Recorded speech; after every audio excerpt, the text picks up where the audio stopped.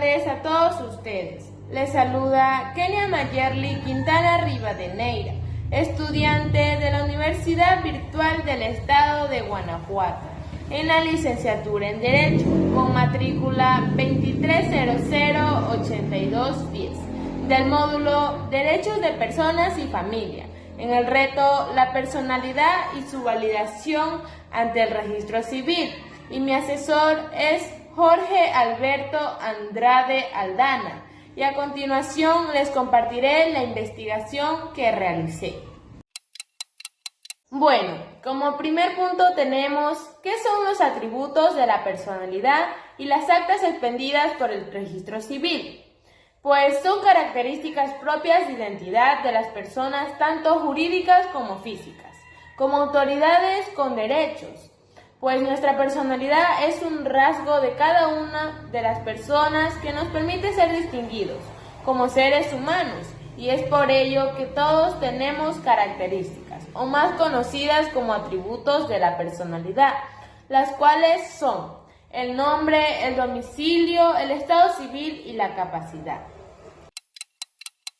Bueno, empiezo por el nombre, como el primer atributo de la personalidad. El nombre es un atributo fundamental de la personalidad, el cual permite distinguir a las personas en relación a otras.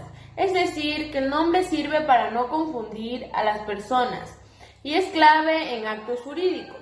Y este se adquiere por reconocimiento de los padres y se legaliza por medio de un acta de nacimiento en el registro civil, tal y como lo es mencionado en el artículo 4 del párrafo 8 de la Constitución Política de los Estados Mexicanos, la cual nos dice: toda persona tiene derecho a la identidad y a ser registrado de manera inmediata a su nacimiento. El Estado garantizará el cumplimiento de estos derechos. La autoridad competente expedirá gratuitamente la primera copia de certificado del acta del registro de nacimiento. También como nos lo es mencionado en el artículo 54 del Código Federal, el cual nos dice: la declaración del nacimiento se harán presentando al niño ante el juez del registro civil, en su oficina o en el lugar donde aquel hubiera nacido. Como segundo atributo de la personalidad tenemos el domicilio. El domicilio es el lugar donde se encuentra ubicada la persona, ejerciendo sus derechos y cumpliendo sus obligaciones, pues tradicionalmente es el lugar donde una persona física ha permanecido viviendo por más de 6 meses. Pues tal y como nos dice el artículo 29 del Código Federal Civil, el domicilio de las personas físicas es el lugar donde residen habitualmente y a falta de este lugar, del centro principal de sus negocios. En ausencia de estos, el lugar donde simplemente residan y en su efecto el lugar donde se encontraren. Se presume que una persona reside habitualmente en un lugar cuando permanezca en él por más de 6 meses.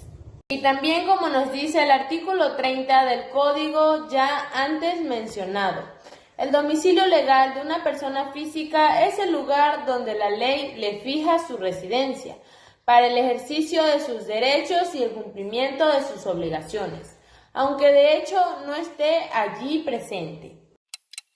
Como tercer atributo de la personalidad tenemos el estado civil. El estado civil es la relación jurídica de una persona con su familia, con derechos y obligaciones recíprocos. Incluye vínculos familiares, parentescos por consanguinidad, afinidad y adopción. Se compone de fuentes como el nacimiento, la nacionalidad, la edad, la incapacidad, la ausencia, el sexo y el matrimonio. Este último generando cambios esenciales en el estado civil. Los cambios legislativos como el matrimonio son importantes de estudiar, especialmente en el Código Civil para el Distrito Federal. El Estado Civil define la vida social y política de las personas, asignando derechos y obligaciones a individuos y miembros familiares. Es crucial para reconocer la capacidad, libertad y responsabilidades de cada persona en la sociedad.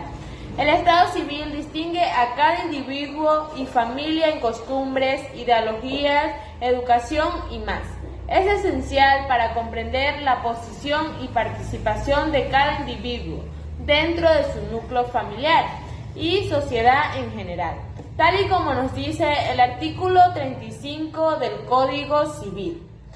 En el Distrito Federal estará a cargo de los jueces del registro civil autorizar los actos del estado civil y extender de las actas relativas a nacimiento, reconocimientos de hijos, adopción, matrimonio, divorcio administrativo y muerte de los mexicanos y extranjeros residentes en los perímetros de las delegaciones del Distrito Federal, así como inscribir las ejecutorías que declaren la ausencia, la presunción de muerte, el divorcio judicial, la tutela o que se ha perdido o limitado la capacidad legal para administrar bienes. Bueno, como cuarto y último atributo de la personalidad tenemos la capacidad. La capacidad de una persona se divide en jurídica o de goce y de ejercicio o de obrar. La primera es la actitud para adquirir derechos y obligaciones desde el nacimiento hasta la muerte. Y la segunda es la capacidad para hacer valer esos derechos por sí mismo. La capacidad de ejercicio aumenta con la edad desde el nasciturus hasta el adulto en pleno ejercicio de sus derechos, tal y como lo menciona el artículo 22 del Código Civil, el cual nos dice: la capacidad jurídica de las personas físicas se adquiere por el nacimiento y se pierde por la muerte, pero desde el momento en el que un individuo es concebido, entra bajo la protección de la ley y se le tiene por nacido para los efectos declarados en el presente Código. Bueno, hasta aquí ha sido la finalización de mi investigación, esperando que les sea de mucha ayuda. Me despido, pero no sin antes deseándole éxitos en sus labores diarias. Gracias.